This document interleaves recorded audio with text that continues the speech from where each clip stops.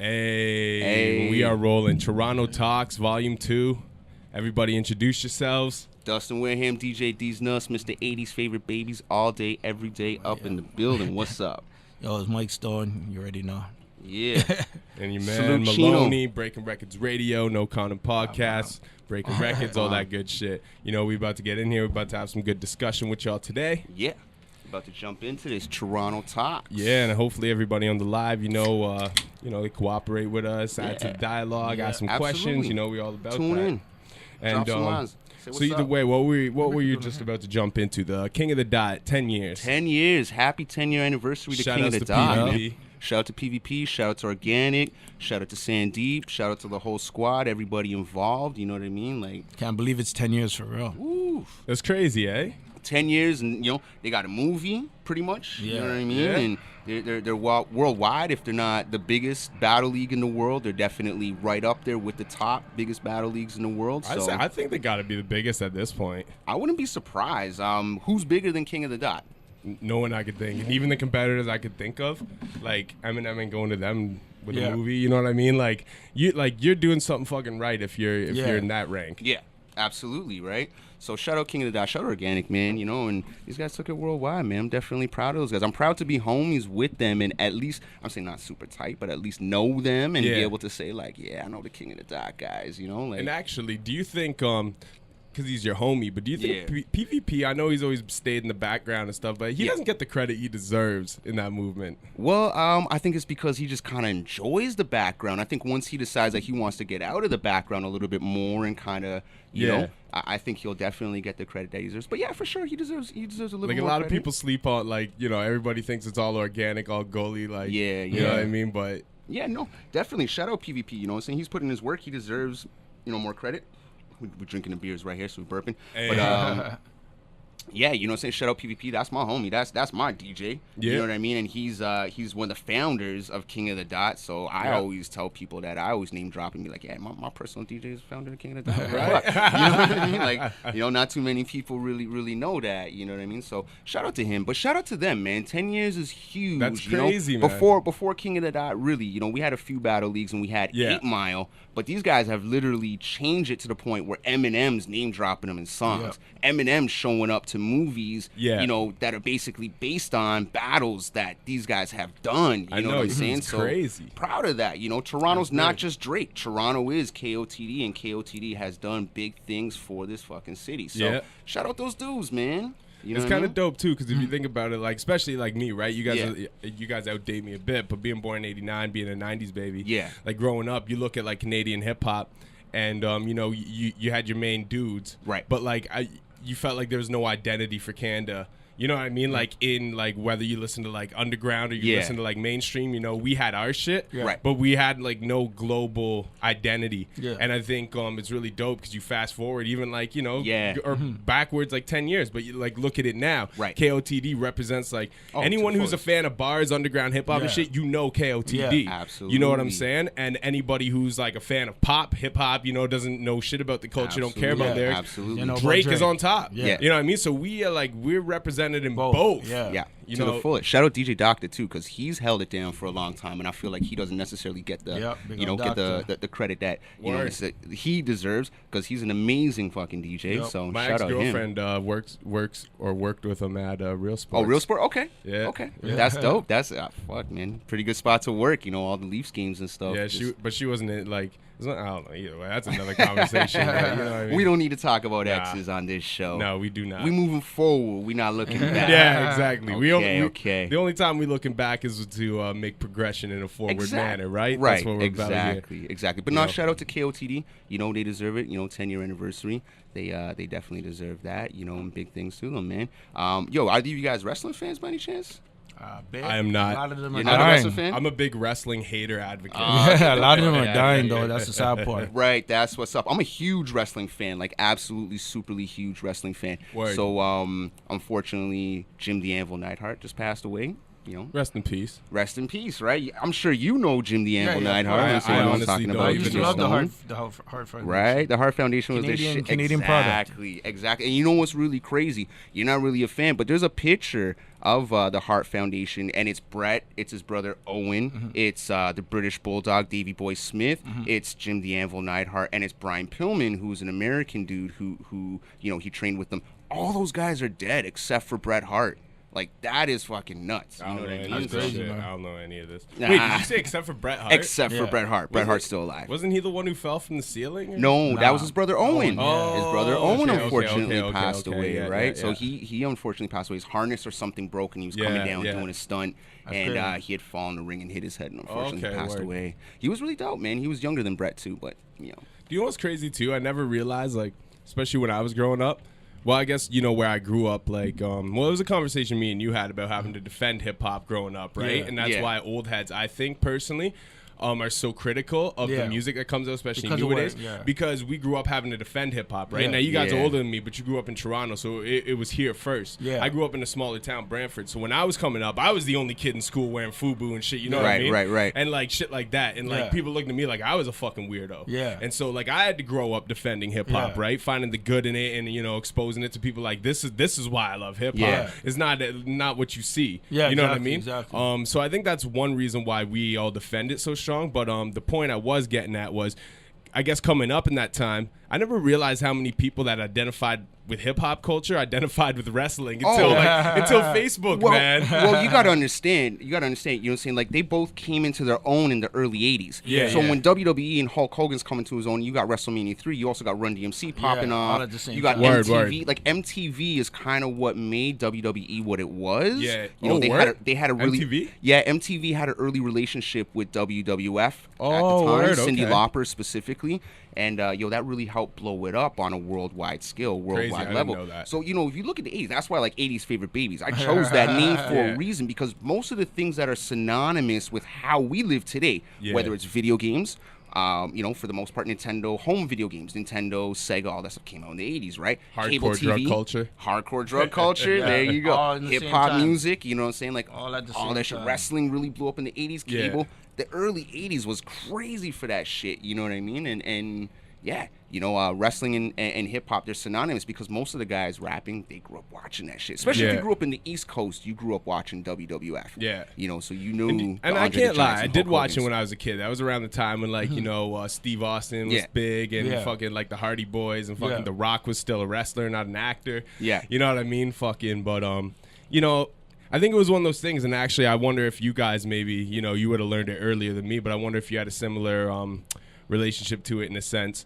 The only thing is I treat them differently. But so when I learned about wrestling being fake, that's when it did it for me. I was like, oh, that's whack. Honestly, and then I just stopped. I stopped giving a shit completely. But the funny thing is, years later, as a teenager, when you learn that hip hop's fake and all these people ain't real, you know what I mean? That's why I went through a really strong period in my teenage years. And rappers that I loved, I stopped listening to because I'm like, this dude's fake. I'm not even gonna lie, I didn't even like think Rick Ross was dope until like 2 years ago. You know what I mean? Because I just like for years was like, oh fuck that fake shit. You know what I mean? CEO motherfucker. You know what I mean? And then you're just like, fuck, it's just the art. Like, let me listen to the art. Yeah, exactly. Years later, once again, I learned to separate art from fucking identity again. You know what I mean? And then I'm like, well, I've been sleeping on Ross for a while. Everyone considers him great. I went back. I'm like, yo, dude's nice. Like, well, that's how I look at it, and how I kind of look at wrestling is like, you ever promoted a show? Have you ever put on your own event? Yeah, I used to do it quite a bit. So I look at Vince McMahon like he's the fucking ultimate promoter. He's the biggest. Whether it's hip-hop or anything, he's the best promoter of all time.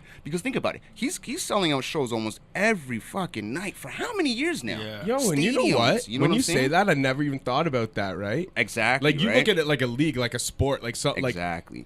But it's actually just like it's a performance event that goes city to city. Like putting it's a on concert. a hip-hop show every night, and you're putting on the best show. This guy's the best It's like a Broadway promoter play, in you know the what I world. mean? Like, absolutely. And he sells out stadiums. That's crazy. All year, and the paper has a huge you know what? Has his own network. That is a genius in a sense, eh? The big WrestleMania, right? It's like the first reality TV. Kind of, yeah. It's kind of like the birth of reality TV, actually. That's crazy. And you selling out. Yo, when you put it that way, No, Vince McMahon's a genius. I never looked at that like that, but you're right. He is like a promoter. He literally is a promoter. No, he just found a genius way of marketing the events. Yeah. And that's what they are. I've read a lot of like biographies of these guys because I'm a fan. Yeah. And when you start getting to it, it's promoters. This guy's getting ripped off from promoters. This guy's having to travel to these little indie circuits and making $25 to do a show. And you start seeing the parallels and the similarities. You put in my homegirl, Caitlin Diamond. Sorry not to cut you off, but she's a wrestler right now trying to go pro. She's always traveling internationally. Please do shout it. Shout out to Caitlin Diamond. The funny thing about her too is she was the one who got me into hip hop. I already liked, your little nuance groups and shit when I was a kid and shit. But I listened to like alternative shit in the 90s when I was a little kid. I like Our Lady Peace. I like fucking like Tragically Hip. I like Oasis. I like I like shit like that. Fucking Limp Bizkit. Fucking it wasn't until like Who's your favorite band? My favorite band? Yeah, who's your favorite act? Like hip hop, non-hip hop, who's your favorite act? Well, it'd have to go non-hip hop because like hip hop's my genre at the end of the day. Okay. But it's like that's so hard because the older I get, the more appreciation I find for other genres. Let us know who your favorite act that's is. super. Yeah, everybody let us know who your favorite acts are. That's a really hard one. Well, me personally, actually, it's not that hard because Michael Jackson's my favorite artist of all time. Michael Jackson, choice. Hands down. And I liked him since a little kid. Like I always liked like urban music, you know what I mean? But I just wasn't like into rap. Like I knew what I was presented on Much Music, that kind of shit. You know what I mean? Like I had Tupac albums, I had Biggie albums, I had I remember when I ripped the Slim Shady LP from my brothers back when we still had cassettes. So I went to his house. He babysat me one weekend. I knew my parents wouldn't buy me the album because I was a little kid. So I went like he was sleeping because he was hungover. He's sleeping till like 2 in the afternoon. I went into the other room with his boombox and I recorded it on two sides of I think it was like an Aerosmith cassette I had. I just put the tape over the holes. You know what I'm saying? And recorded over it because I wanted. Someone went to go bad. Listen to Aerosmith and turn out to be Eminem. It was my tape. Okay. But so either way, the only reason I brought that up is shout out to Caitlin Diamond. She was the one who turned me on to BET. Rap City. It's crazy. You know what I mean? And she probably doesn't even like rap anymore. But back then, she turned me on BET with fucking 106 in Park. Like, it was crazy to me to have a station where I could listen to urban music all day. BET, right? Yeah. So there was a time, I know Stoan remembers. Hits from the street. Yeah, unless you got it on VHS. Exactly. There was a time when I had to go. Shout out to Omar and Ray Henry, man. Those are my dudes from the Verns back in the day. So we had to go to their house because they had a satellite dish. They had a satellite dish, so we were able to go to their house and actually watch BT. But unless you had a satellite dish, man, you weren't getting BT. I couldn't watch it at home, so I go to in grade 4. I used to go to her house after school and watch it. And we didn't have no hits from the streets. We didn't have no 106 in Park. We had Rap City. We had that Soul Vibe Saturday show or whatever, and the comedy show, man. We had Big Les and Joe Cleese. We didn't have Big Tigger. None of that. Word. Yeah, old school. My early, like I said, I owned CDs. I was always CD collector. I listened to hip hop, like the popular shit, you know. I had Biggie, Puffy, fucking, you know what I mean, the Eminem tape. I had Wu-Tang 36 Chambers. I had certain shit, but I didn't know like hip hop culture, urban culture like that. You know what I mean? I was presented the white, watered down version Much Music always gave you. You know what I mean? So I wasn't familiar with it until actually Caitlin Diamond. So talking about wrestling, shout outs to her. Man. She turned me on to BT, and it changed my whole fucking life. Where is she wrestling? Is she wrestling in Toronto? Is she wrestling? She's international. I think she still lives in Brantford because me and her lost contact for years, and I was out in a bar like a year ago. Shout out Justin Klitsch as well because he's with Superkicked, right? Word? Was it Justin Klitsch? What's his name? Justin. He's with Superkicked, is he not? I don't even know. Jufrey.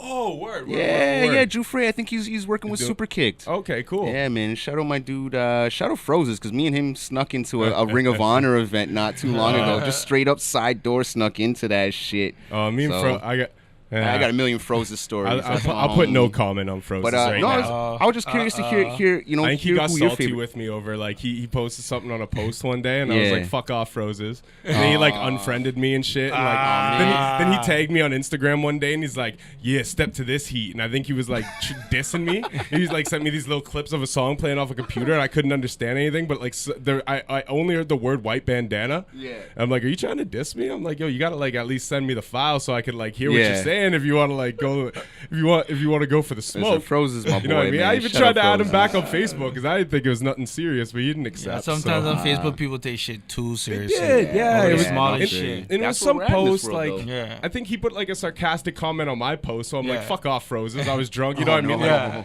And like he took it seriously. I don't know. All right, well, I'm sending love love to my for homeboy Frozes. Frozes. Shout outs to Frozes still. What's up. We have your Randy and Ricky masks in the station here still too, the cardboard faces. I got love for Frozes, that's man. another thing. If you're hearing this, Frozes, I'm waiting for you to do the big face Drake Kiki challenge. Oh, we already talked about it, but I want to see you do it. That's that. There we go. That's our challenge. Shout out to Governor though. He's saying Onyx, Too Short, EPMD. But Stone, who's your favorite act, man? I'm curious to know who you're like. Who are you really into? You know what I'm saying? Before I say mine. Of all time? Yeah, all time, man. Like you know what I'm saying? Like it doesn't have to be hip hop. It could be whatever. What's your favorite? If y'all got some favorites out there, let us know.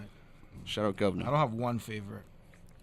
You're a DJ. I'm a DJ, so I feel you. It's kind of what you feel like you're in the moment for at that time, or. Oh man. Fuck.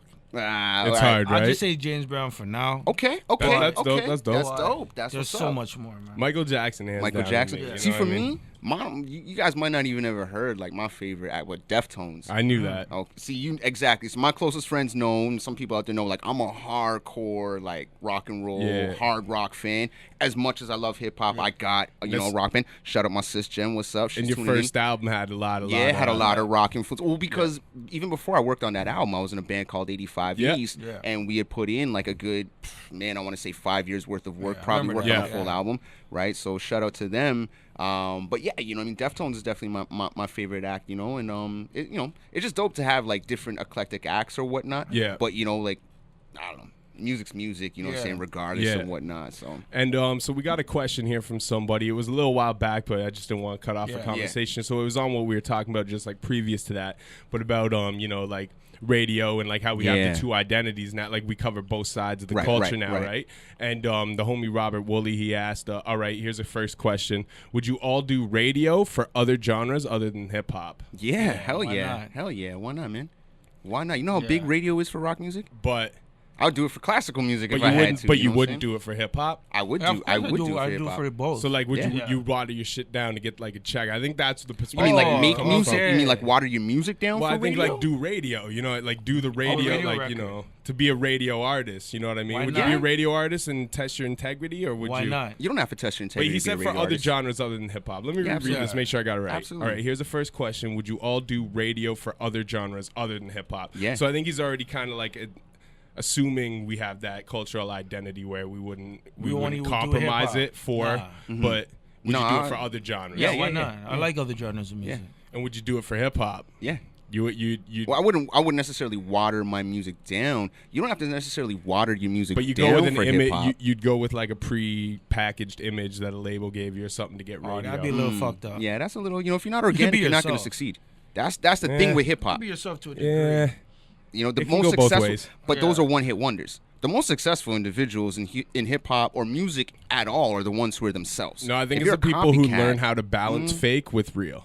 Okay. They give you enough real to keep you biting, but there's enough fake to keep your imagination going. Okay. And now, don't take this wrong, because he's one of my favorite rappers, but like Jay-Z is a perfect example of that. Yeah. Well, I think, like I said, we were talking earlier. I think Jay-Z's a master psychologist.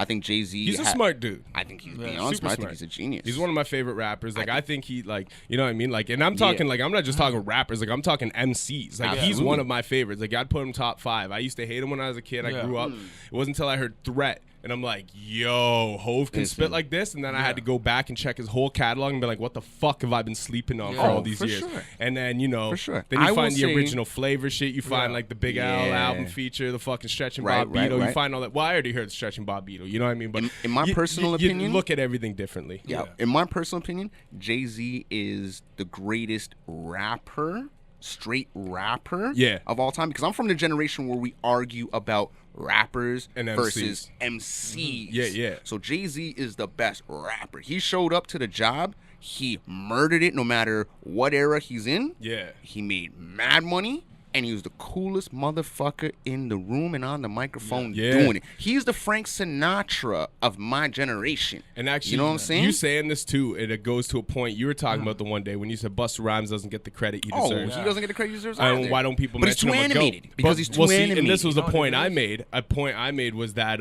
I think to be mentioned in the greatest list, you have to have a level of humility and humility. You have to show yourself. You have to show. Right. You have to expose the side of you which is vulnerable. You know what I mean? Or else people, because that's what people relate to. You know, that's what makes great so great. They might act like the coolest motherfucker on half the records, but they show you some vulnerability. And the only time I thought that method ever really compromised, because if you think about all the greatest rappers of all time, they did that.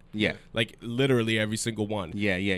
No, they except the only one I couldn't think of, and he gave you a little bit, like, yo, I shot my cousin over ice, and a couple little things. But Hove was the one guy who almost never gave you that. True, and he still transcended, but because he played that cool guy role so fucking perfect. He did try to shoot his brother over a ring, though. Or his cousin or whatever it was. Was but his like brother, his stepbrother. No, it was his brother. His full brother? They don't talk. Yeah, they don't talk. It was his brother. But I remember that story. But yeah, like, you know what I mean? Like, he had those, like, songs like You Must Love Me. And, like, there were a few songs that showed a little vulnerability, like maybe one each album. Daddy, where have you been? You know, I think what it is was... It wasn't until, like, Kingdom Come, I feel like, he actually, like, singles started to be vulnerable, Jay. Like, after he already almost cemented himself in that great position, he didn't really... show vulnerability as to where his latest album now is the most vulnerable work he's put out. Okay, I get what you're saying, but what I think with Jay is, like, when did Jay blow up? Jay blew up when he was about 26, 27 years old with his first and second album. So he brought a maturity to the game. If you look at, like, a lot of these rappers, they were doing, you know what I'm saying, like, they're doing street shit, and they're doing, you know, stuff early, like Mike's saying. But Jay came in with a very mature type of attitude. Jay always seems like he's ahead of the curve. You understand what I'm saying? Like, even if you go back and look at Reasonable Doubt and you look at his style, this guy's wearing flat bottom shoes. He's wearing slacks. You know what I'm saying? Like, his style was impeccable. And those glasses he was wearing back in the day were hella whack, though. Those little fucking Cartier frames or whatever they were, little circle shits. Hey, dude, you know how much those Cartier are you kidding me? Yeah, but they were the ugliest shades, man. He looked like an idiot wearing those. I'm not gonna lie. You want to hit? Can you hit record on that thing? Oh shit! It stopped. Yeah, the camera stopped. I'll hit record on yours. But there's one thing that people forget about Busta. There we go. He had like 3-4 classic back-to-back albums. Well, the thing with Busta is, like, not selectable. Function is not. A lot of people only know Bust from what they saw on TV, and they never really peeped the album. You just gotta hit the. There's a button on the back. Yeah, hit it. Same function is not selectable. No, because you're hitting the zoom button. There's a button on the far. Okay, I got it. There you. Something like that. No, Busta did his thing, man. Busta came out, and I think when what was it? I think even the Craig Mack, the Craig Mack track is really where people are like, oh shit. And then Busta came out and did the remix with Old Dirty Bastard, and from that point on, Busta was just unstoppable. His video game is what took Busta, you know, to the levels of the presence that he had. You know what I'm saying? Like, his videos were ridiculous. Not at all. But we're talking about Busta, videos are the craziest things in the world. Like, I agree. I've wondered the same thing why he doesn't get mentioned. Ring's crazy. But I think that's the thing with him. Like, even Jay, in the most, like, being the coolest dude in the world phases, he still gave you a little bit of vulnerability, and I think it was just enough. Like, he knew that you had to give a little something to connect with the people. You know what I mean? Like, the common person, not just the streets, but, like, you know, a little bit of emotion in there. He had to do a little bit of it. But it wasn't until later in his career, I think, he really, like, showed more vulnerability and, like, humanity in himself, right? Well, you got to realize, too, is his nephew died. You know what I mean? But Busta never did that. Right. Busta's always just been animated. The wild animated dude, and I think that's who he was. Doesn't put him in that cap. And you know what? I would argue the same maybe with Black Thought, too. Yeah, because you're right. Black Thought's super lyrical, but he doesn't get personal. I feel like Black Thought has patterns. He has very similar patterns that he'll follow the whole way through, and it's not a bad thing. You know, I do it myself even when I'm rhyming. It's dope. It's lyrical. Yeah, but sometimes absolutely. you gotta put lyrical on the wall to expose a little bit of yourself. Yeah, absolutely. And I think that's what makes greats greats, and I think that's why Drake from so early on was just destined to be great, because he was almost the most vulnerable rapper that ever existed. Like, he just came out with, like, "Love You" songs and shit, and, like, up until then, Drake's he's not afraid to say the stuff that most dudes are afraid to say. Like, most dudes won't even, like, be on the phone with their girl in front of their friends and be like, "Yo, I love you. Like to say it real quiet. You know what I mean? Like, and I'm not gonna call nobody out, but a lot of dudes I know are like that. Where I've always been dude. I'm just like, I love you. Yeah, you keep. Like I'll say cute shit in front of my friends, whatever. It's like it is what it is. We all know we do that shit. It's just some people got this image they gotta protect, right? But Drake just came out and he's like, like I'm gonna be that soft fucking dude. Just that dude. The thing that trips me out about Drake the most is the pockets he fucking finds. This guy finds really weird pockets in a song to ride a flow where it's like, bro, how'd you come up with that? What made you come in on the 2 instead of the 1? You say what made you come in like that, and ride the beat that way, because it's so unorthodox. Where everyone for the most part is like really like boom boom boom boom boom boom boom boom boom boom boom boom. He's like da da da da da da da. Da, da, da, da, da, da, da, da, da. And you're like, yo, what the fuck? How does it? It works, but it doesn't make sense. You know what's what I mean? funny? So, I've never been like I've always like adhered to flows, right? Like flows like are what catch your ear and stuff. Absolutely. But I've never been the person as to where like with bars I've always been about like the science, breaking it down, like thinking mathematical, right? Yeah. And with flows I've never been that. I just been like. Basically, like with me, it's always been like a flow's important, but it's like your cadence. You know what I mean? Like if you sound interesting, like you draw me in. You know what I mean? Or if you got that good Migos are voice, good with the cadence. You know what I mean? And see, but like that shit, like people who just do cadence and shit, that like I've never looked at it in that perspective. Like, oh wow, he found a weird part of this beat to ride. You know what I mean? Like if it just sounds good on the beat, I'm like, yo, it's dope. Yeah. Well, that's what I think this generation is really good at. Yeah, but. Before you continue, the only thing I was going to say is I think it's cool that you brought that up because I never really caught that about Drake. And now that you say it, I'm like, that he does do that. Yeah. And I think that is one thing that really transcends him from different people. You know what I mean? No, absolutely. Like when he raps, and it's kind of like the traditional. But when he does kind of more the slow flow and different, like, shit where he's not saying a whole lot, but like he really does find these weird pockets of the beat to ride. No, he does. And I started studying some of his stuff and just he'll end a line with a word and then start the line with the next word. He's very like he has a way of making his shit sound super simple, but then when you analyze it from a writer's perspective, you're like, fuck, this is fucking really genius. Yeah, no, some how did he of make it sound this simple? So I think I can't even think of them like off top, but no, Drake has some like and I know some people just hate on Drake because he's Drake, right? But like from an MC perspective, you know what I mean? He has some verses that I'm just like. Those are dope. Yo, absolutely. Like just like I didn't even see like the way you know what I mean. I'm trying to think because there's a couple that like really stand out in my head. I think they're kind of like what's the album with his face? Nothing Was the Same. Right. That album, I think I'm thinking. Oh yeah, like tracks like Cake with Hove. Yeah. Like whatever, he's talking about high school, people didn't pay him no mind. He's like, make him come to the high school reunion through metal detectors. You know what I mean? But like shit like that. Patting him down. Yeah, like and just the way it's worded though is so lyrical, but like it's just like it makes so much sense. The visual of that too is like it's like that's so dope. He's like you know what? I wasn't the man in high school. You used to mess with me, but I'm gonna mess with you so much that when you come back to our high school reunion, I'm gonna watch you go through a metal detector security for no clearance. Reason. Exactly. You have to go through security clearance because I'm coming. That's a G move. Like to be able to put yourself in that position. Like that's like genius lyricism. No comment. I'm not saying like it would be dope to actually do that. You know what I mean? But it's just like that lyricism and the way of wording like a perspective and just putting it like that is just so dope to me. Like that's lyric. Like that reminds me, and I know people are gonna bug on me for saying this, but that reminds me of the type of poeticism that Cormega holds. Like that's what makes Cormega walking out the room. Yo. All right, we going too deep in hip hop, man. Let's switch it up. Because we're talking about different levels of hip hop, right? Like Cormega's a real street dude. Drake ain't not that. even a street dude or not. I'm talking about just lyricism. I don't know if I can. It's accept that. But I'm talking about the poetry. I understand. You know what I mean? On a poetic level, the way like you just find a way to word something in a way that just like Cormega's dope. Cormega, yo. Maybe it could match it to a Q-tip.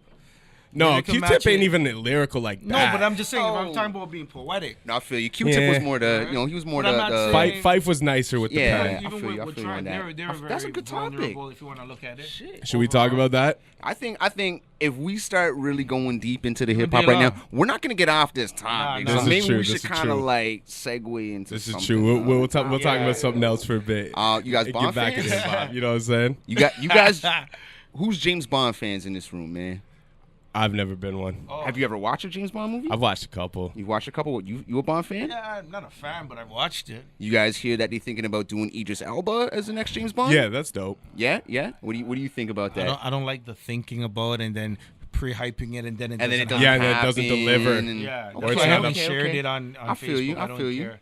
I'm just like, no, we already spoke about this before. And if he does, fine. If he doesn't, just make sure you're talking to the mic. Yeah, my bad. Yeah. well, I mean, other than Idris Elba, who else would be a good Bond? I think dude from Sons of Anarchy who played Jax would be a great Bond. Maybe he's too young. Yeah. I think he'd be good. He's British.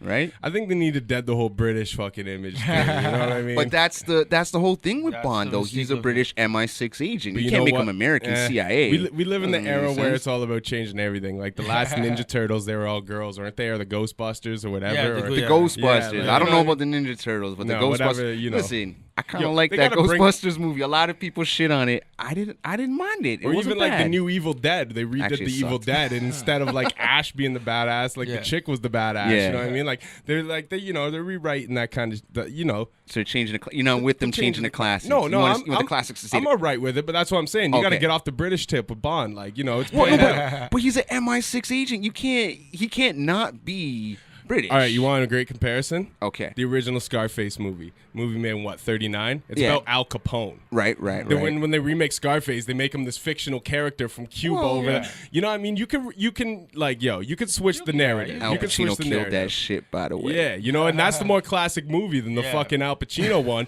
But the Al Pacino one was good enough for them to base a movie off that. You know what I mean? Do you ever try to watch Scarface when you're 10 years old? You know what? Personally, I think Scarface one of the most overrated movies of all time. Because you tried to watch it when you're 10 years old. You haven't watched it when you were in your 20s yet. Do you know what I think? It's the fact that movie's praised so greatly, and nobody talks about Carlito's Way. And Carlito's Way is directorial genius. It is Scarface.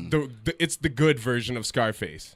I mean, the story's different, but it makes sense. You know what I mean? Who was the best actor in Carlito's Way? I'm gonna say Sean Penn. Sean Penn was great. Sean Penn killed it. Pacino also killed it. And fucking John Leguizamo. Yeah, Benny Blanco from the Bronx. Yeah, Benny Blanco from the Bronx. You're gonna remember me. Yeah, man. And he catches him sleeping at the subway right at the end. And man, but that movie, that is a great Carlito's Way is good because you know what I'm saying, like karma kind of caught up to what was for the most part a good guy, you know what I mean, a guy who didn't want to be roped back in, but he got roped back in by a shady lawyer. Choice, that's a good one. I feel you. Scarface is just like, dude comes and then within like 20 minutes he's the kingpin. You know what I mean? Like they fast forward the whole story. Anything that's like that's human about it. You know, put in his work a little bit. We shot a guy in the head in the street. And, you know what I mean? Like that's like fucking gang initiation. That ain't like kingpin material. You know what I mean? Like they came at him with the chainsaw. And he survived it. That whole movie's great. Chichi get the yayo. That's probably my favorite line in the whole movie. It is Chichi get the yayo. That's the funniest line. The soundtrack to the movie is great too. It is. And I love the movie. Don't get me wrong. Like I've seen Scarface 100 million times. You know what I mean? Like I can quote scenes word for word. Like you know, you're gonna say it's overrated. You've seen it 100 times. Because when you're young, you watch that movie because everybody talks about it. So in all the hip hop you love, so you're like, Scarface.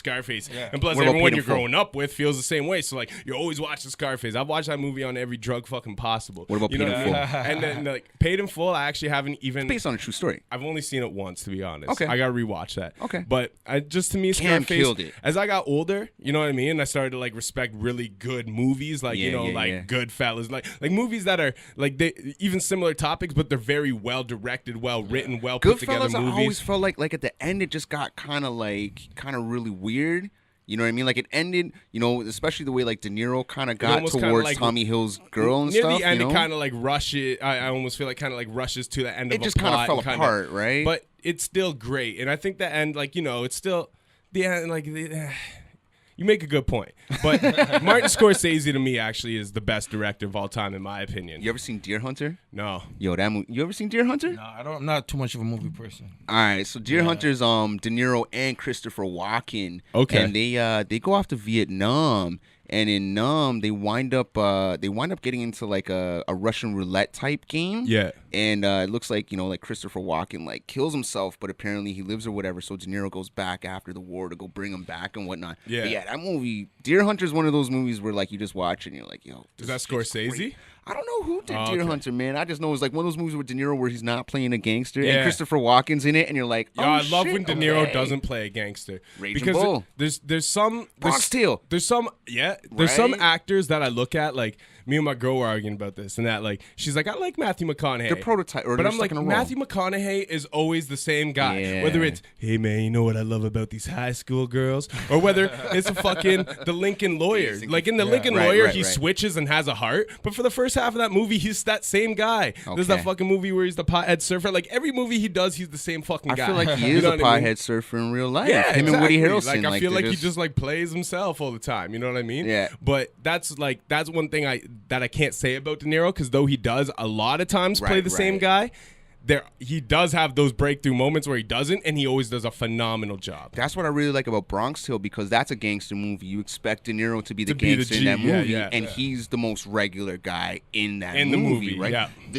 The main character in that movie, Sonny, he's if I'm not mistaken, he's in jail for murder. Yeah. Or manslaughter, something like that. He was on Sopranos and he got messed up on oxys and he got caught up in some crazy shit, right? So that's a little crazy, but Bronx Tale nonetheless is a great movie. It is. What was the girl's movie? Was it Terrell Hicks? I don't even know, man. Remember? Terrell Hicks was an R&B singer, no? No, the girl, she was in Belly as well. She was DMX's girl in Belly. Regardless, she was beautiful. Yeah, she was a beautiful woman. You know, she was gorgeous, and that movie was really dope. I especially like how Chaz Palminteri told me, like everyone gets three great loves in their life, and you know what I mean. Told them to go open the door and whatnot. Chivalry. Hopefully, you guys out there go watch Bronx Tale and learn a little bit about chivalry. Open the door for your ladies. They say chivalry's dead. What do you think about that? You think chivalry's dead? She was an artist. I remember she used to be a singer. So I was right. Terrell Hicks. I had a mad crush on that girl. She's beautiful. Beautiful. She put some records in the 90s. I wouldn't even be surprised. But I don't think chivalry's dead. But I think we live in an era where people are trying. Here's what's messed up. Not necessarily chivalry's dead. People keep passing this meme around that that men are supposed to be paying for everything in the household. That the husband's supposed to take care of everything. Now that might have been something back in the day. Yep. I don't think you can do that today. No. Not with the cost of living. It's an easy difference as well. The fact is. And no disrespect, I know this is already going to come out sounding wrong. Yeah. But it's the point I'm making. This is not how I feel. But women wanted these rights. You wanted to be equal.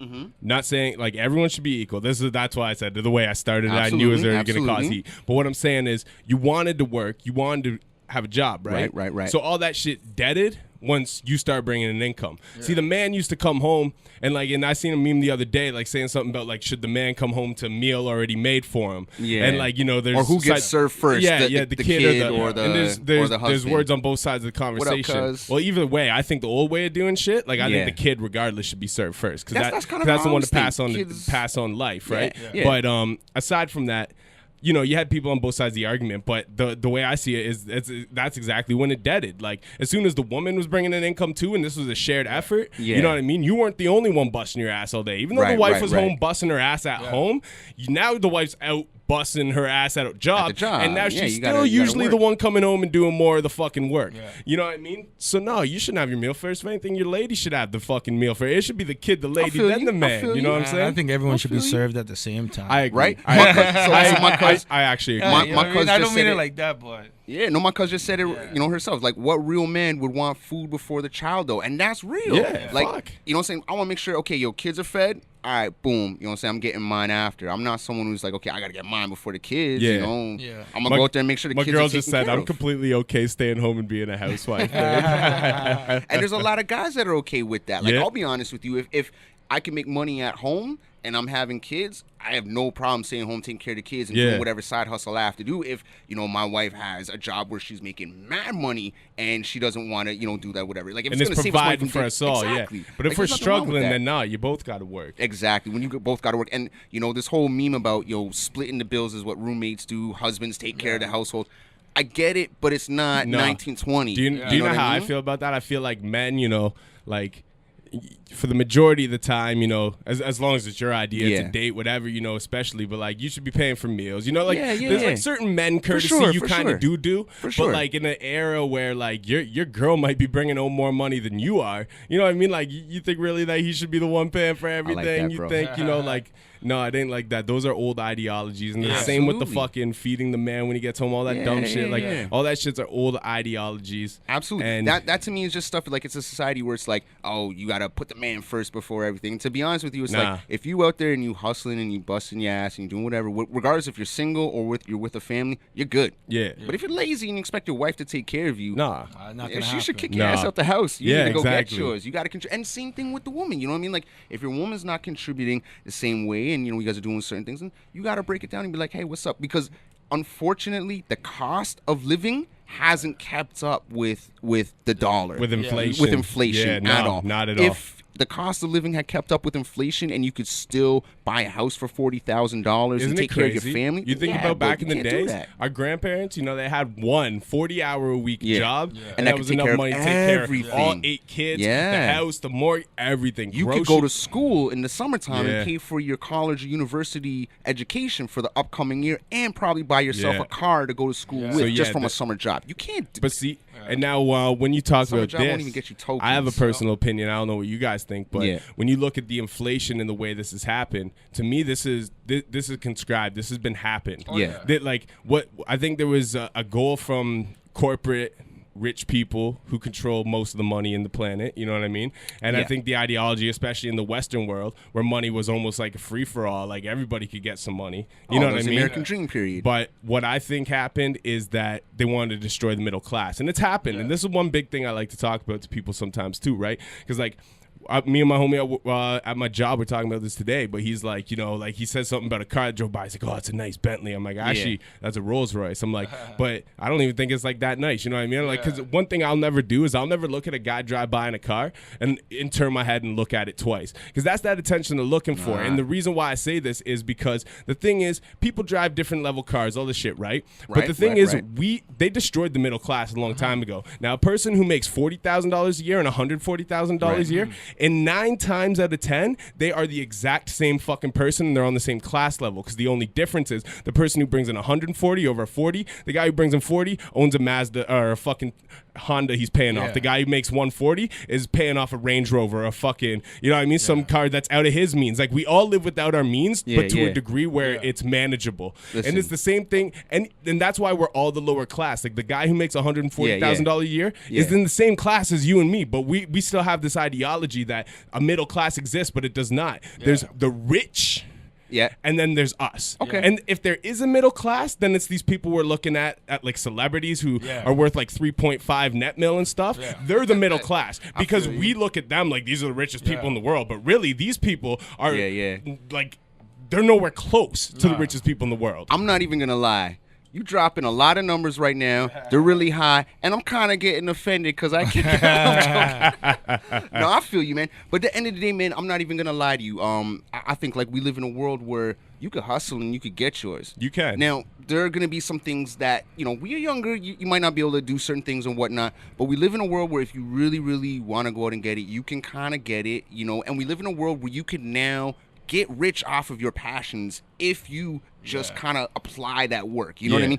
There's fucking 6-year-old kids, I'm sorry for swearing, but there's 6-year-old kids that are getting rich off of YouTube from toy reviews. You know what I mean? And it's just their passion. You know what I'm saying? Like, so one thing I learned more so than anything is, like, if you want to do something, if you're passionate about it, just do it. See where it goes.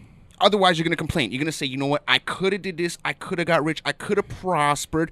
And the whole thing is, some people settle on the idea of just being able to say, I could have. They want to be in a room and say, I was the best at this. I could have done this, but I didn't because I didn't try. Where there's others that could say, hey, I wanted to be the best. I might not have become the best, but I gave it my all, and I feel amazing because I went out there and gave it my all. And that's the difference between someone who's going to complain about where they're at in life and someone who's going to go out and at least try. Don't you and hate say, complainers?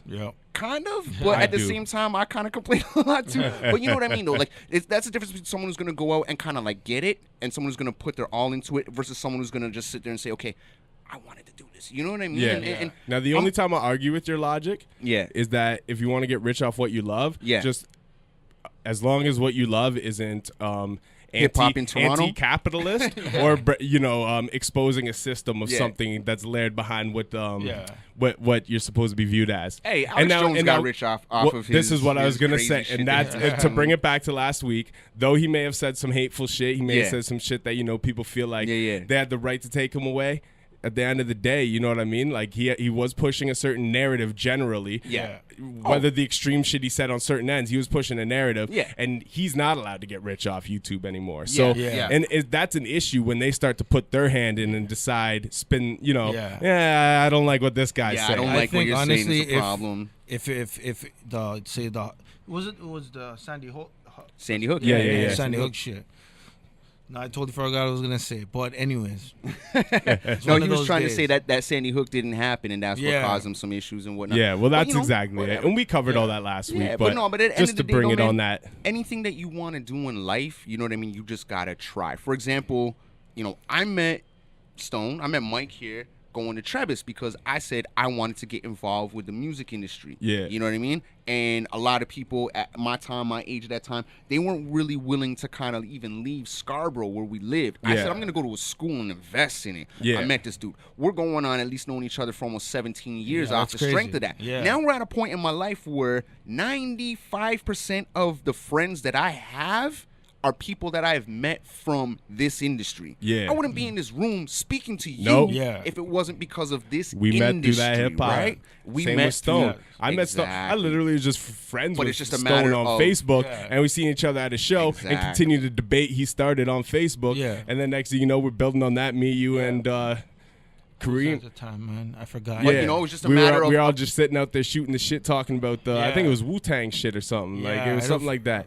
But and we're like, and that was the first time I met either of you guys. But I had you guys both on my friend list. We like maybe it was Kareem. Yeah, it was Kareem. Yeah, slick. But it was a matter of just doing it, though. You know what I'm saying? It's a matter of just saying, okay, I'm gonna go out there and I'm gonna do this. I'm not gonna give myself excuses for why it can't happen. Yep. Not gonna, The mind is the most powerful tool in the world. Absolutely. And people don't give it enough credit. Well, I think the problem is, like some people come into their own a little bit earlier in life, and if you go through a lot of adversity earlier on in your teens, I think you're probably gonna mature a lot faster in your teens. If not, you're gonna go into your 20s and you're kind of gonna grow into your own as you kind of go out and do the whole clubbing thing and interact with people. And by the time you're 30, you're gonna come a little bit more into your own. I like to think I'm like the most mature person in the world. Okay, I mean, I'm immature as fuck. I got like poop and pee jokes out the fucking ass. I don't know. I might have you beat on that one. I love joking about fucking stupid sex shit. Listen, you know what I mean? Watch No Content podcast, you know that. But at the same time, you know what I mean? Like I was having these kind of conversations with people before they even wanted to have them. Like I was the dude at the party, fucking talking about shit, and people getting pissed off.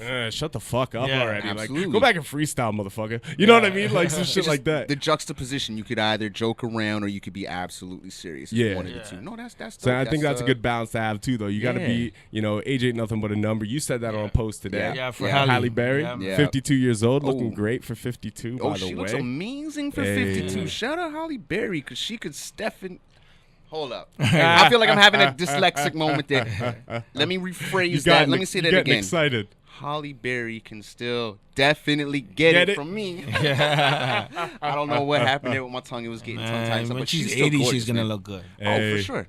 90, 100. Have you seen that 65-year-old, she's a black woman, the bodybuilder or whatnot? She looks amazing. Like, she's got just absolutely tight skin. You can't see any wrinkles on her, nothing. Oh, Sophie Loren's another one. You ever seen Sophie Loren? Like, she looks great for her age, man. She looks really dope. So there's some ladies out there that really know how to maintain it and hold it together, when they get older. You know what they say, though, man. Black don't crack. So Halle Berry's definitely showing us that, And let me ask you a question. All right. Do you use moisturizer? Fuck no. Do you know what's funny, though? Do you know what's funny? Man, go ahead. I got one Italian friend who talks to me about moisturizing, but the only other friends I ever really have talked to me about. Are you black friends? Yeah, I'm a black friend. Okay. Not even my East Indian, none of my Asian people know nothing. It's usually just my black friends. Listen. I got one Italian dude who's all about the moisturizer. Have you seen the Bill Burr comedy special on moisturizer? No. The only reason why I brought that up is because I'm saying black don't crack. You know what I mean? Yeah. And then I thought about it for a second. Let me ask Maloney if he uses moisturizer. Shout out to my dude Specs One because Specs One don't use moisturizer either. You know what I'm saying? We had a long talk about that, and it's like, wait a minute, y'all don't know what this is. You had jars of that shit in your house, I'd imagine, growing up, right? Cocoa butter? Oh, yeah. Moisturizer? Is it really a cultural thing, moisturizer? Well, you don't want to be ashy. So right, that's what I'm saying. You don't want to be ashy. Do you know what's funny? You said that. I was actually gonna say that. Like, do you think? Firstly, do you think black don't crack because y'all motherfuckers use moisturizer? Absolutely. We don't. Absolutely. But secondly, and do you think you guys are more inclined to use it because, like, if my skin look ashy, how would I it's know? not as noticeable. Exactly. I tan pretty good, you know what I mean? Like, you'd notice it on me, like, especially in the winter. My knuckles get hella ashy. Like, but I don't use moisturizer. I just got, like, hand cream and shit, you know, like shit that, like, kind of, it's like a Band-Aid to the issue, you know what I mean? No, absolutely. I have to look into moisturizer because my skin gets hella dry. But unless my ashy ass split knuckles in the winter, which you will notice, you usually don't notice it on me. You know what I mean? My elbows will be mad dry. You don't notice it. So do you think that's another reason why you guys use moisturizer? No, absolutely. Because I don't like handling anything, especially in the wintertime. If my hands are dry, my skin's dry, I can't touch anything. I can't feel it. I can't do nothing. It's just like I feel like I just have bricks for hands. So like it's like a psychological, like it bothers you inside too. Kind of. But just like even in the morning, I was talking about this with my girl yesterday. Like in the morning when I wake up, just throw some water on my face. Yeah. Until I put a little bit of moisturizer on my face, I feel like a zombie. I feel like my face is all yellow and chalky and ashy, and just my eyes ain't opening properly. Once I throw it down, it's like, okay, yo, I'm alive. I got some glow. I got some blood flowing through my face. Like, well, do you know what's crazy about that? Like myself. That's why I don't use moisturizer. I just get the hand creams and shit like that when I need them. Put on the hands. It don't bother me. Like, I could like my dry hands, cool, whatever. It's not until the skin starts splitting, which happens, and my lips get really bad. So I always got Blistex in there because it got that nice medicated cream and shit, But aside from that, like the shit don't bother me, except for the spots that split, which is my fingers, my knuckles, and my fucking lips. Aside from that, like I'm like, I'm good. Yeah. You know what I mean? Even though my skin's itchy and shit because it's dry, like literally, I've been there in the winter. I've been there in the winter before, scratching my shoulders and like, you know what I mean? I can see dandruff coming off my shoulders because my skin's so fucking dry. No, absolutely. But it don't bother me. You know what I mean? No, my cousin says it feels like if you don't put lotion on your face, it's like you smile and your face is gonna crack. No, and that's absolutely how I don't feel that way at all. But you know what? I also have super oily skin. Like you look at me right now, how greasy am I? Okay. You know what I mean? I'm greasy as shit. I didn't get to shower after work before I got here. Well, that's definitely a thing. You know, I'm a greasy motherfucker. Different cultures actually have like different kind of oils that they they kind of produce, and I guess it's kind of based on where they're from where their family's from for thousands of years. But that's definitely just an interesting thing. You know what I mean? Like I had to ask that question because I had this conversation yesterday. Yeah. I've had this conversation with other friends, other white friends, and it's just hilarious. Yo, can you restart that one? Oh no, it's dead. It's dead. All right. So we only got that angle for that. Yeah, I've had that conversation with friends, and it's just hilarious to see their reaction. Like, no, I don't use moisturizer. What's moisturizer? And I was like, are you kidding me? Are you absolutely kidding me? You do not use moisturizer. But I think that is a big reason why, certain people, their skin, I guess they look younger at a later age. Yeah. It's water. Our bodies are 70% water. Yeah. At least 70% water, if not more. And you kind of need to moisturize your shit and but whatever, teacher's own. I just had to ask that. I had to get that out there. And you know what, actually, so now after talking about that, because black don't crack actually is a stereotype, one thing I would like to discuss is because I have an Asian friend I work with, right? And we talk race and shit all the time and like fire back ideas, and like he's more racist than I am. You know what I mean? But like you wouldn't believe it. Like, but like in his justifications for shit. But so we're talking the one day, right? And he's like talking about how him and his friends joke, and he's like, yeah, I got my one white friend, like he's super racist. He always dropping Asian jokes and shit. I'm like, well, do you like drop white jokes on him? He's like, yeah. I'm like, so it's a mutual thing. It's cool. You know what I mean? It's one of those things. Like you got friends where you like you're comfortable. You can do that. You know what I mean? I'm like, the difference is in racism. For one, the person doesn't see an issue with just saying that to somebody random. And that's like a public thought. But this is the one thing that I brought up when we started talking about it. We started talking about stereotypes. Yeah. And the difference and what makes a stereotype racist or not, because like we were just talking about black don't crack, you know what I mean? Easy topic to talk about. Right. But then when you start to talk about other things that are stereotypes, like let's say, you know what I mean? Well, like white people, like to me, I think the white people stereotypes are the funniest shit in the world. Like I laugh my ass off at them. But what are some of the white stereotypes? I'm curious. Like you never see like memes and shit like that, but like like Dave Chappelle's the best. Anytime he talks to like a white person's in a conversation, well, I'm telling you, Jimmy, it was just the voice, like all that shit. Like that to me is the funny shit in the world, because like we're not all like that. But a lot of us are stupid idiots like that. You know what I mean? Like it's so funny to me. Like I love white stereotypes. Like when people crack on white people, like I think it's the funniest shit in the world. But and I see where it gets sensitive in other places. But the one thing I wanted to ask is like, what's the difference between? Because I can give you my answer after like what we discussed. But what's the difference between a racist stereotype and a stereotype that's agreeable? If it's positive or not. A racist stereotype would be like... Sometimes they don't have to be positive and they're still considered racist, though. You know what I mean? Like food this. You eat and shit like that. Like, here's an example. Sorry, not to cut you off, but the example I used, he's like... He said something about something, right? Like, you know, and I'm like, well, here's an example. I'm like, if you're talking to black people and you're like, you love watermelon, you love chicken, right? That's racist. But if you're to talk to an Asian person and you're like, you love rice, that's actually really not that racist. No, it's a foundation food. It's a fact. You know what I mean? And that's what I said to him. I'm like, the difference in race in stereotypes that are racist and not racist is how factual they are. Well, and I'm like, and it's not true. Not every Asian person on the planet loves rice. Like, there are some that don't like it, obviously. But the large majority, really that is a foundation food, right? You know what I mean? For the large majority of black people on the planet, like chicken and watermelon is not a foundational food. That comes from a different root. You know what I mean? So and that's what I tried to explain to him. I was like, to me, that's the difference but either way, continue. Well, I would say the difference is, you know, like a racist stereotype would be like black people like chicken and watermelon versus a true stereotype would be like black people have huge penises. And again, I knew you were gonna take it there. Again, that's not. But you know what? You know what the other stereotype is, and you are half Asian, my man. So I balance out. I'm like 50-50 on the scale. I know exactly. You got white man dick. You're a grower. Okay, so we need to. So Maloney, no. You weren't here for the joke. So Maloney drinks a cider. It's called Growers.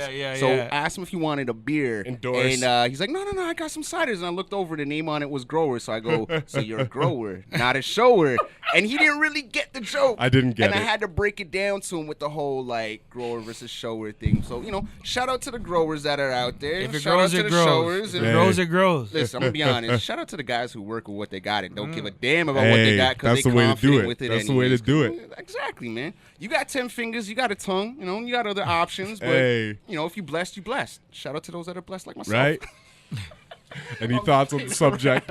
Like I said, if it's a positive one, and you know, like he said, that's one of the positive ones. Yeah, but it's a joke. But then you got ones where Asians are smart, Yeah. right? That's not a negative stereotype. Right. But some of them still take offense to I know that because they only think that everybody thinks they're this type of way. Yeah. But it's not technically very negative. It's like when even Jay-Z said about Jews on the record. Right. When he said, I can't say word for word, but why they're so successful. I'll show you how. And then the ADL was trying to get on him for that. Which is weird, but But I get where they're coming from. Well, even, who said the line about, what up, homie? What line is it? Oh, I'm Puff Daddy. We're all about the Benjamins. Like Jada, they black out stacked chips like Hebrews. You know what I mean? Like, so like that is actually a positive stereotype, but they still take offense to it. Yeah, or the whole thing about. I think you hear a lot of rap is about lawyers. Yeah, that are Jewish. Yeah. But if they are majority Jewish, the ones they deal with. Hold on. Then what are you gonna say? Yeah. Are you guys Curb Your Enthusiasm fans? No. So there's an episode where Larry's getting. If you guys watch, I'm a huge fan. Seinfeld fans? You guys Seinfeld fans? Yeah. You know what? So I personally not really either. Okay, Curb to me is Seinfeld on like the best blunt you've ever smoked. Like Curb is just like it's crazy. So there's one episode where Larry's getting divorced from his wife Cheryl. Yep. And he goes to his lawyer. He discovers his lawyer's not Jewish, and Larry's Jewish. So he's all pissed off because this guy is like not necessarily faking it, but he's got like the horn on his desk, and his name seems kind of Jewish. Just the way his hair is cut, everything. Yeah. So Larry finds out this guy's not Jewish, and he's like, "Yo, like does that look Hasidic and shit?" Kind of, right? So Larry dumps him and gets a Jewish lawyer to complete this divorce. Yeah. He winds up losing like almost everything once he goes with this lawyer, right? So I think just the stereotype that they were trying to break down in the show was like not every Jewish lawyer is a good one. Exactly. Yeah, true, right? Absolutely. But in rap music, the idea of the Jewish lawyer is perpetuated to the highest degree. I think that would probably be because of who we were talking about earlier, which is Lyra Cohen, which is probably one of the most powerful men ever in the history of hip hop. Hey. So I think it goes back to Lyra Cohen, Jimmy Iovine, Paul Rosenberg. The list goes on. Paul Rosenberg, who was Eminem's lawyer, or who he was rappers' lawyers and became. He was a lawyer that became a manager, which actually happens a lot. But so I don't even know if we should take it there, but. But I don't know where you're trying to. But at the end of the day, the positive stereotypes not looked at as poorly. If you say like white men can't jump, that's one that's not a positive one. Right. But I think it's hilarious. We can't jump. But That's whole I don't point. know many white dudes who could really jump. Man. And you know what? Another one of the one. best slam dunkers in the world right now. I don't know if you've seen his video. There's a white dude out there who just kills it on the But see, slam and that's dunk why tip, like, no it's the most creative stereotype. shit But I've this seen is in why the no world. stereotype is true, because there's exceptions to the matter. Yeah. There's Asian people who don't like rice. There's black people who don't have big penises, and there are white people who do not talk like this, Ryan. But you know what I'm saying? It's I feel you. but there's exceptions to every stereotype, so none of them are completely true. So that's why I find it funny, like how certain ones. But that's how I tried. That's what. Either way, it was a conversation between me and an Asian friend, and that, like, you know, he was kind of talking his perspective, and I'm almost like, yo, you're kind of more racist than me, because like. Well, the way you look at stereotypes and shit, I'm like, you like almost like it's real. Yeah, like you have to break it down, like, because he was even like giving stereotypes on other Asian cultures, and I'm like, well, that's not like necessarily true though. Like, you know what I mean? He's like, oh, well, like it is. I'm like, but no, it's not. I'm like, there's exceptions to every rule, right? And that's when the rice thing came into play. But then I'm like, but chicken and watermelon, I'm like, that's offensive. And a lot of Asian people love. But chicken. You know why chicken and watermelon? Like, no, absolutely. But fried you know chicken what? probably came I love from chicken Asia. and watermelon. Not but even gonna lie. And the thing is that. That just reminded me of House Party 3. To me, Chinese the difference. People don't eat fried chicken food. Like, to me, the difference is like rice culturally is the main, like, it's like a staple. It's the staple. It's the staple. It's the starch in a lot of their meals, right? Absolutely. As to it's where the potatoes of watermelon Asia. and fried chicken is a southern fucking. Yeah. You know what I mean? Yeah, like, you that's can't grow a watermelon very in Canada, can you? No, you know that's a southern fucking like stereotype, and I think the roots of it is what makes one different than the other. Yeah. But see, and even though like. Because one's not the roots of necessarily that comes negative. from Jim Crow culture. Exactly, right? And that's what I'm saying. And like, it's not like I love watermelon chicken. That's not a bad stereotype, but it's the roots of it. Yeah. And it's the infactuality of it, right? Absolutely. Like when it doesn't actually speak for a majority, but it's actually more of like a slander towards what a representation of the majority should be, is what makes a stereotype negative opposed to positive. Like, well, you know, there's good stereotypes, there's bad stereotypes, there's stereotypes all around. You actually, know? I would love to hear people, whoever's watching this, hit us with your best white stereotypes, because I will howl. I love that shit, man. I love that shit. Absolutely. So I'm saying we should probably hit up Dio. Yeah, that's probably a good idea. You know? That's probably a good idea. Just email that. Give Dio a call. Talk about this Northern Power Summit. You know what I'm actually do? I'll run out for a smoke quick, and you can use my mic to talk to him. Okay. All right, we can do that. Just because if we're trying to put him on a mic and then like you know what I mean, right here like this, like that ain't no problem at all. I don't know if it's gonna. We try. Let's give him We a call. try. All right, so we're gonna give Dio a call. For those of y'all watching who don't know who Dio is, Yo, Mike. For those of y'all watching who don't know who Dio is a legendary Toronto rapper. At one point in time, he did hold the Guinness World Record for the longest freestyle ever of all time. I think it was something like 24 hours or something crazy like that. And he holds a yearly summit called the Northern Power Summit, where he just kind of gives you information to empower yourself as an artist. And, you know, as much as this is Turono Talks, we are all somehow, some way affiliated with the music industry, and we want to help our artists. So I figured, you know what, let me give my homeboy a call. Let me, let him break down what's going on with this Northern Power Summit, and just kind of take it from there. So let's see if Dio picks up the call here. I literally didn't even know he was doing it. I saw the posts everywhere. Yeah, I didn't know he was behind it, which is cool. Okay, so let's give him a call and see what's up. Let's see if Mr. Dio picks up. All right. But shout out everybody's watching, man. Thank you guys all for your comments. It's okay. Yeah, next time we're in here, I'll get you a pair of headphones. No, they're right here. They're sitting right here. Oh, you got them? They're right here. I don't know if they're work. plugged in and shit. Yo, let's try. Let's try it. You know what? I think they might be. You know what? I think I had to figure this out for someone since we did this last. Yo, try it out. I think they might work. Give it a shot. It works. You hear it? Yeah. Yo, there we go. Yo, we're all good now. See, now you guys will be able to hear too. Well, Dustin already could, but you can hear when you're peaking and shit. Yeah. So you know what level, and you can hear when you can't hear yourself in the mic. Yeah. So it's like a constant reminder to yourself to either be closer or less. Dio didn't pick up, so we're gonna call him back in a second. Okay. Hey. Shout out my homeboy Digo. I feel like what's up, now homie? more in the studio. What up to my cousin Lee watching? What's up? Let me text Dio and see if he is available for this call. Word. But So people watching, you know what I mean? The viewership's gone down a little bit since we've been talking. That's okay. But you know what? Everybody watching, you know what I'm saying? We still got to put this on the radio anyway, so we're going to get our radio listeners, which will hopefully increase the online listeners, which will hopefully increase the radio listeners, and, synergy. You know what I'm saying? It'll all work together. All right, we'll see what's up with Dio. Try to give him a call, but we could call in a couple moments. Bring him back. Let's That's what's up, cuz. Let's talk about that Giorgio Mammaliti comment. I didn't get to read it yet. I seen you posted it, and I seen the article, and I seen the shit that he did say, but I didn't read the whole article yet. Well, but first, let me start. Let me you know what's funny? It ties into something we didn't talk about last week that I wanted to, which is regentrification as well. Yeah. So this all ties in. Gentrification's real. So either way, break down the knowledge for the people. All right. Well, I just want to preface this by saying I'm going to look directly into the camera. Mm-hmm. Fuck Rebel Media. You guys are shit disturbers, first and foremost. You guys are really trying to just cause shit. So fuck you guys. I've kind of been on a fuck Rebel Media tip for the last couple years. Sorry anybody watching who's, kind of watching and thinking, oh man, that's foul language. But fuck Rebel Media, because you guys are shit disturbers. Second of all, what I want to say is the protest that we had this Saturday was really successful. Very little to no. I did want to talk about that, but we'll bring that up after. But what happened with the Giorgio Mammaliti thing is he did an interview for Rebel Media, and he's specifically talking about Jane and Finch. And he referred to the residents as cockroaches, saying that they should be evicted from the buildings and that they should tear down the buildings in that particular area. And that these people, there's no wonder why these people are angry and why they grow up to be killers and this, that, and the other.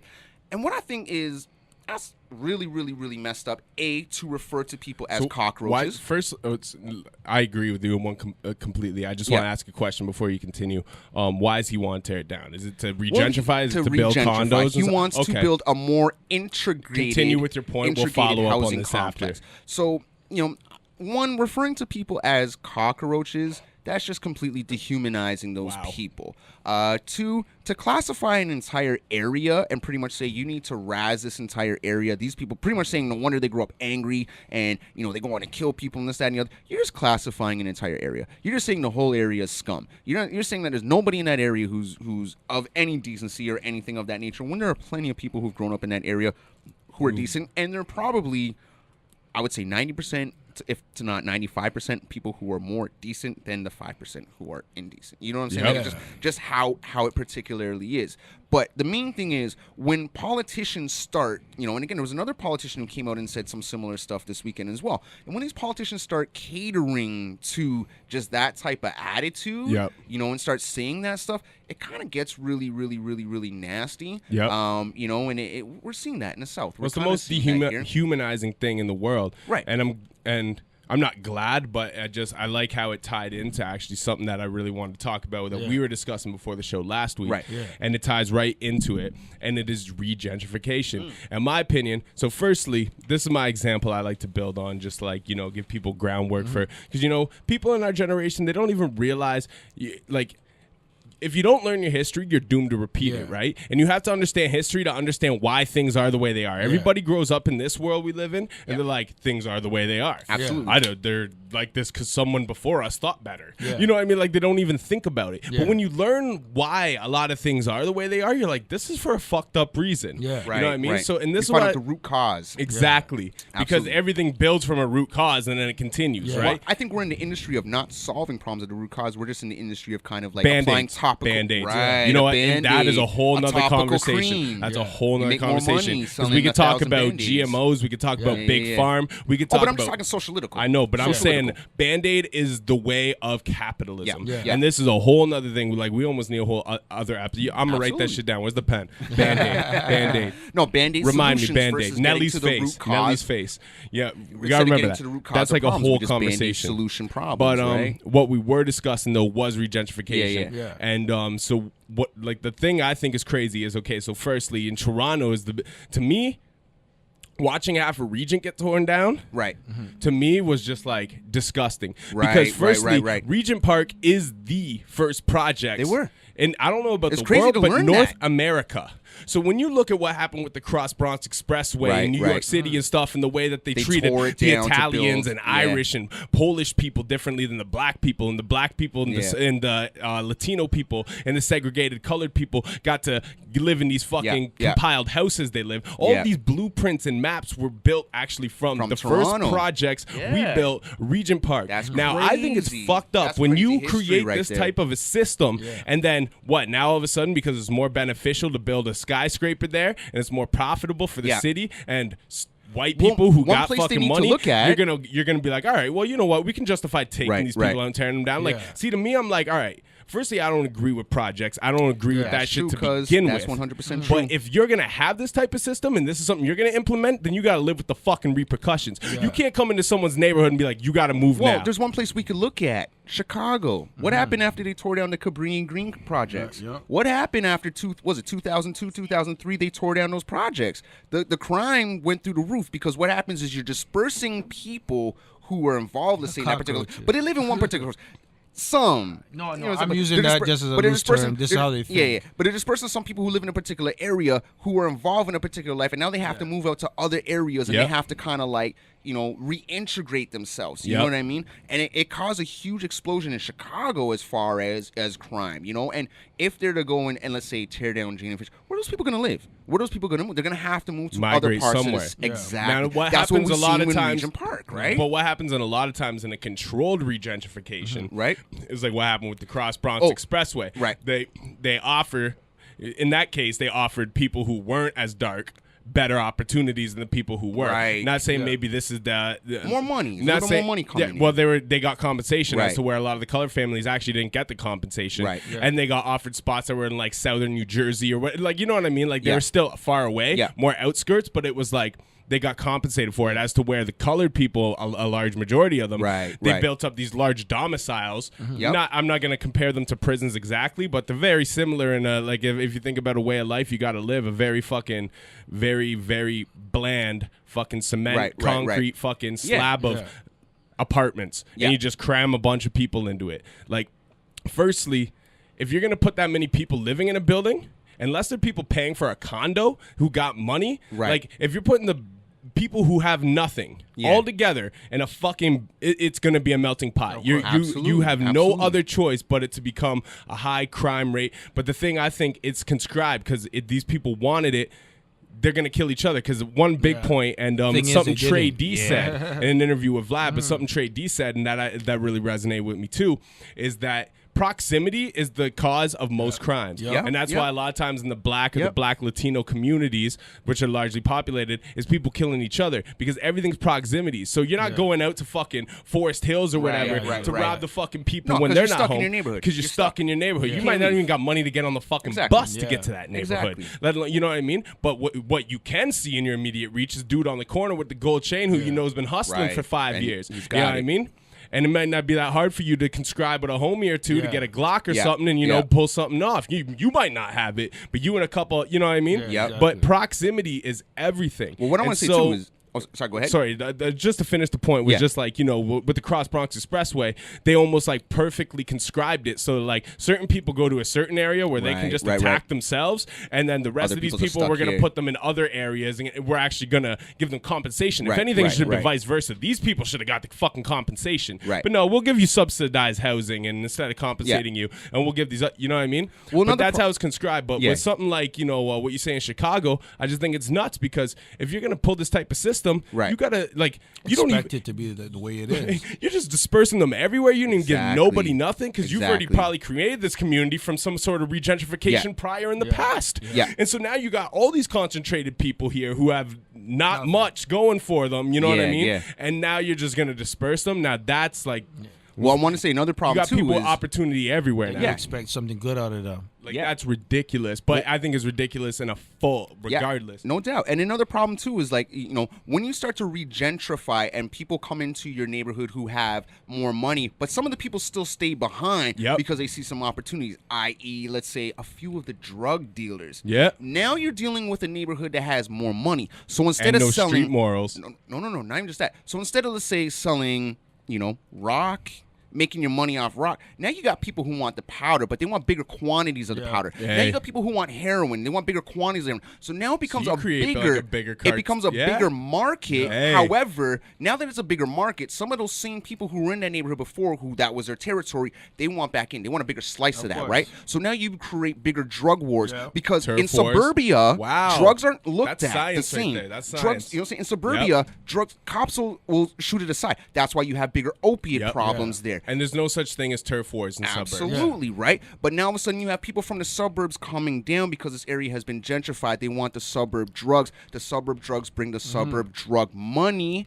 You have these local drug dealers who were selling, stuff that was accessible to people who had the money in the area they lived. Now you have people who got big time money, right? Yep. That creates drug wars. Wow. You understand what I'm saying? So that's something that people don't even look at. Wow. If they're going to gentrify Jane and Finch, that's going to probably create a bigger drug war than they even realize. Yep. They have to start looking at what's in that area. Who's going to come in? You're going to get, a lot of younger, white kids, and it's nothing bad about it, but they spend more money, let's say, on cocaine, and they'll do it very nilly-willy compared to somebody who doesn't have 80 to drop on a gram. These guys have 250 to drop on an 8-ball. You know what I'm saying? That's big money to somebody who's only used to selling little $10 stones. That's facts right there. So, that's science, yo. Absolutely. People don't think about that. That's what happens in places like Chicago. That's what happens, all over. Since they cleaned up downtown, their Lansdowne and Parkdale and all that stuff, it went from being asked for food to being asked for cocaine. Right, I never sold drugs. Right. And I was like, looking at the shift, and I'm like, oh, this is crazy. And you're like, this is weird. What are you asking me for now? I thought they cleaned up the neighborhood, and they're still asking me for drugs. Absolutely. But it's just the customers are different. Absolutely. Bro, I get asked for Percocets, and I'm like, what are you talking? Do I look like someone that perks? Like, I used to get asked for weed on the regular, to get asked for, where's the food? Where's the perks? I'm like, whoa, what are you talking about? You know what I mean? But that's what happens when you start having regentrification. Drugs is always going to be a part of society, unfortunately. Most definitely. But in the suburbs, drugs are not really looked at as a big problem as they are in the urban city. Because when you live in the suburbs, chances are you know more of the people. You know the local authorities. They're not going to come after you for something that they did when they were younger themselves. You know what I mean? They don't see a potential perp. They see more somebody that they know in a particular way. But when they come downtown to work, everyone's a perp. Exactly. They don't know you. Now, it's millions of people. And that's when they start talking about this too. People. Once again, every time I talk about white people, because I'm not gonna lie, I know white people.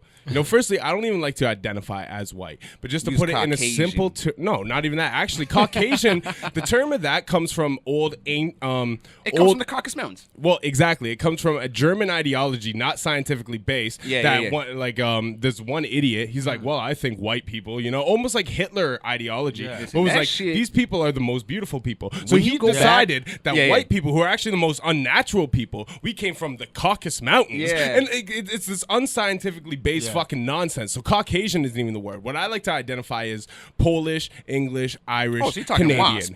You know what I mean? Like, I'm fucking all over the place. Like, you know what I mean?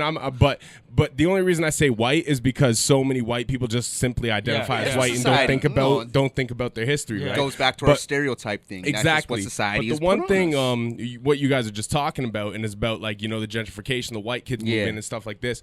It actually made me think of a question, which I think is a valid question. Which either way, I could share my opinion on it after. But do you think white people like to shift the blame to other cultures and ideologies of people for their own problems?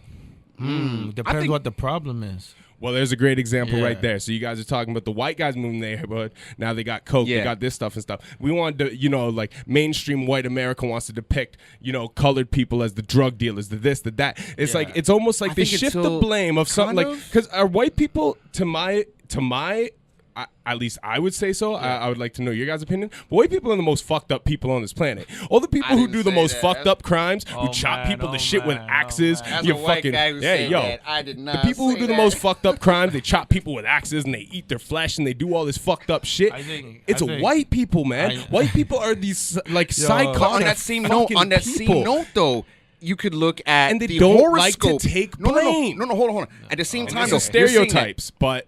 Okay, we're going into stereotypes. Now, you said that you're a Caucasian, you're a white, you're a wasp. We'll call it a white Anglo-Saxon. But what I want to say is, at the same time, because you're mentioning like axe murderers and all this stuff, I saw a list. And most of these guys were like Virgos, Geminis, and Sagittarius. Oh, it had more to do with astrology. So I think it might have to do it might have to do more with astrology. People overlook astrology. Sorry, I shouldn't pop in the mic. That might have to do more with astrology than it has to do more so with a particular race of people. Like if you look at the list of like the serial killers, they're all like I think only 3 astrological signs. That to me is a little bit more weird than per se the color of these particular serial killers. And you know what? Astrology. Is it you're born in a particular time? You're more, what is it, Mars retrograde? You want to go out and murder And you know somebody? what? The thing is, we only have 13 minutes, but I I think that's once again. So Band-Aids and astrology, 2 topics we have to discuss because astrology is so deep.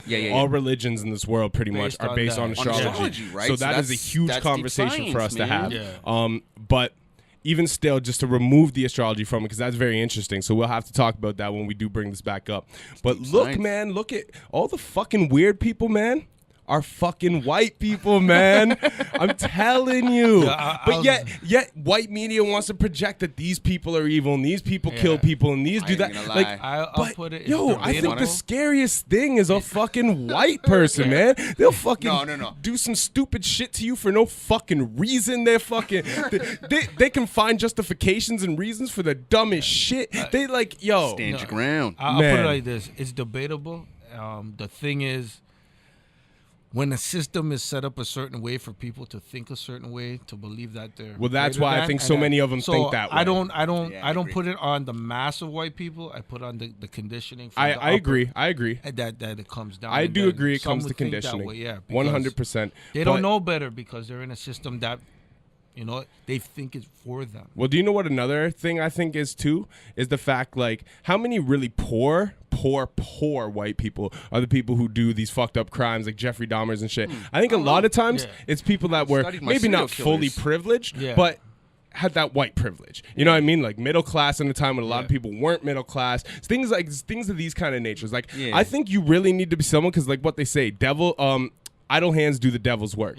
And I think you need to be someone who sits there with not a lot of time, not a lot going on, and a lot of time on your hands to really want to start like cutting into people and fucking doing all this weird shit and tying people up and fucking chaining people up and fucking eating skin and shit. Like, who the fuck thinks to do that shit? You know what? I'm not even check gonna lie. Check. I'm not trying to fucking tie you up in my fucking, like, you know what I mean? Of all the horror movies I've ever watched in my life, I think Candyman was the only one that had a black protagonist. It was. That's the only one. It's always.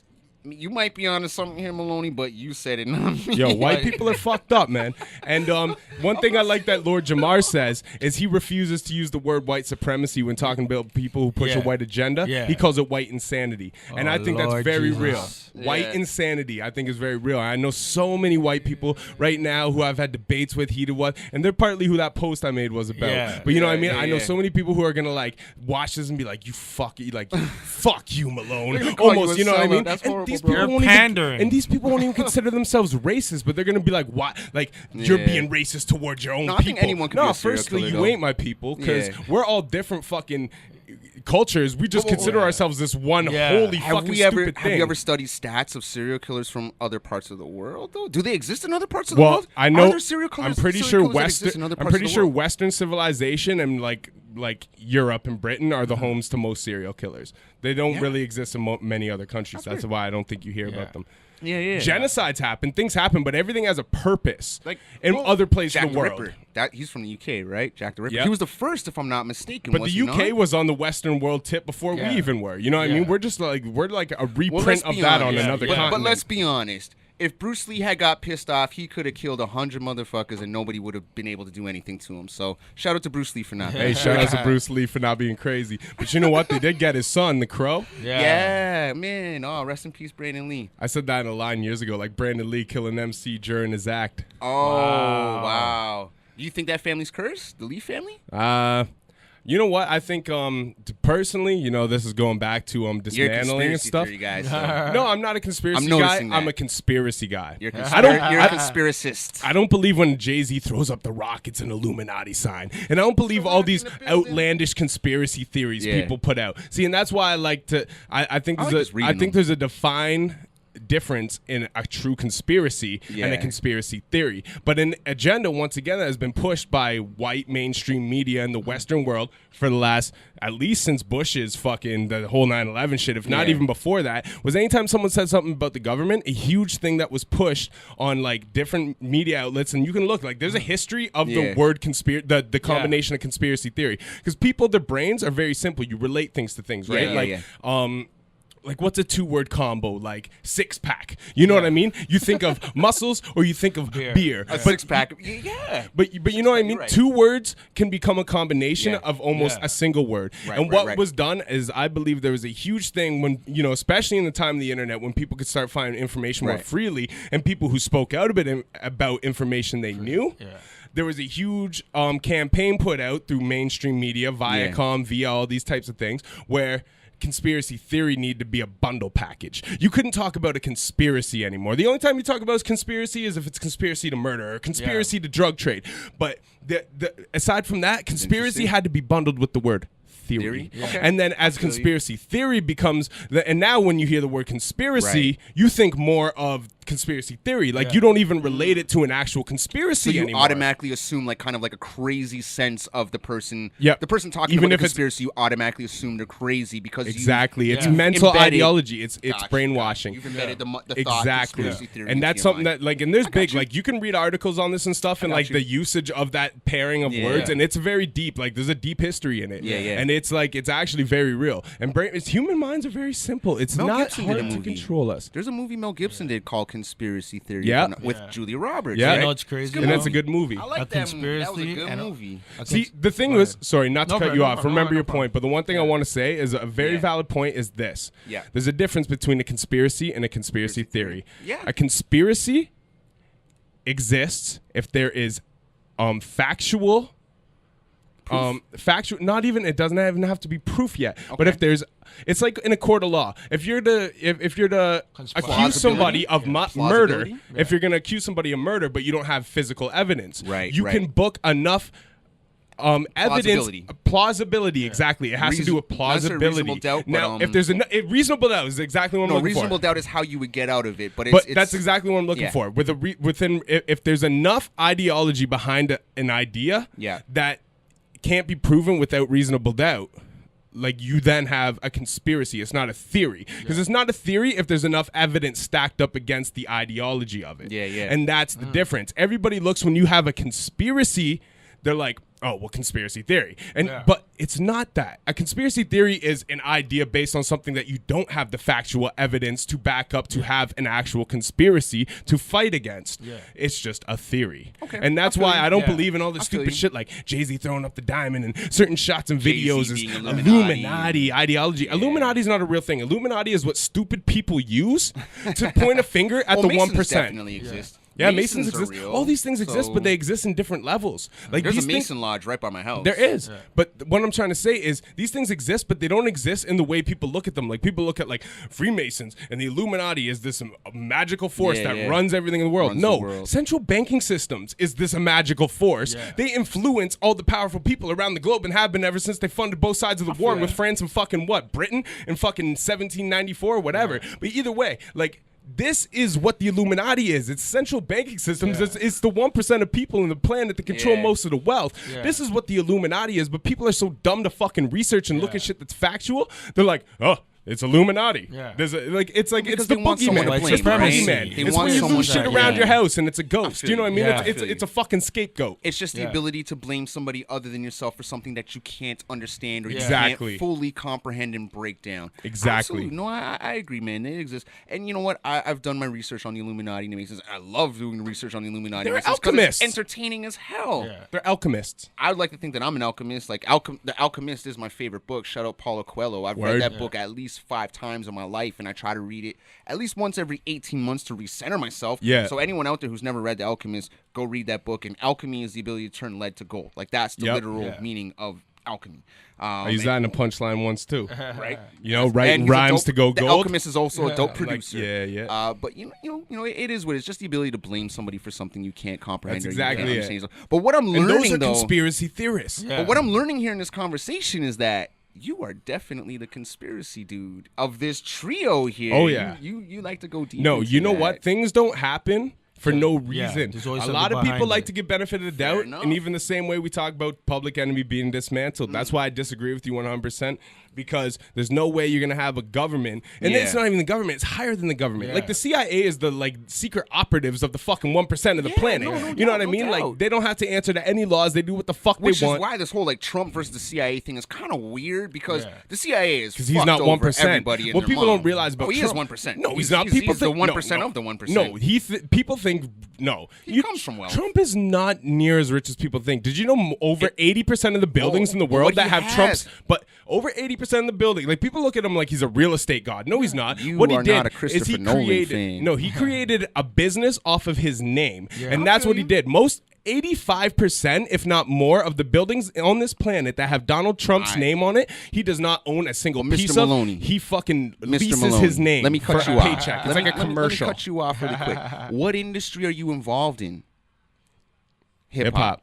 All right. Now, have you ever watched a movie called The Prestige? No. Okay, you need to sit down and watch this movie tonight, because what it's going to teach you more so than anything, it's not what you do, it's how you present it to the people and what you get them to believe. Word. So regardless if this man was worth negative $1 million, what you just said is exactly. The fact he could present himself to say, I'm worth $10 billion and the world believes that he pulled it off. It's the prestige. Yep.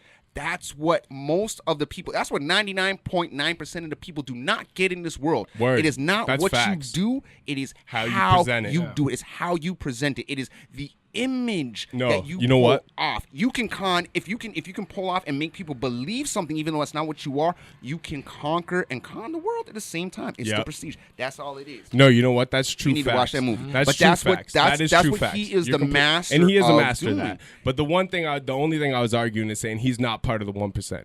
He doesn't have enough wealth to match up with these people. Like, when you read, like, he is now. No, it doesn't matter not, what man. he does. No, he's not. But it doesn't matter what he does for the rest of his life. His family, for the rest of Like, their talk- lives, will just- have public they'll service protection. Exactly. They But- will be etched But in the book point of- I'm making, of whatever. Like, he's I'm still not a fan of he's his, still but- not 1% though. Like, you got to think about it like this. You know, when Woodrow Wilson signed over the rights of the American printing to the Federal Reserve Act back in 1913. Yeah, that sounds about right. Yeah, I don't know exactly. No, that sounds about right. It happened. Yeah. It happened when Congress is actually 80. I think it was 65 to 80% of them were on actual Christmas vacation. He signed it on like December 23rd or some shit.